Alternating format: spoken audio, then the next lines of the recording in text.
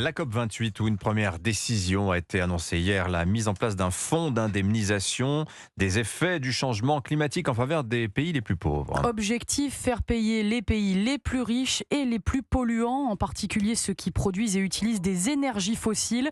Chez nous, par exemple, en Gironde, la décision vient d'être prise de faire de nouveaux forages. 8 puits de pétrole doivent voir le jour.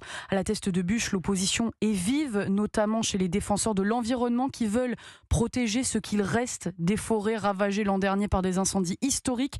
Reportage sur place du correspondant d'Europe 1, Stéphane Place. C'est contradictoire. Si en 2040, on doit arrêter tout ça, pourquoi mettre 8 puits de pétrole en plus ? Dubitatif, cet habitant du bassin d'Arcachon qui n'est pas le seul à s'interroger sur ce projet. Forer 8 nouveaux puits sur le site de Cazaux qui en compte déjà une cinquantaine.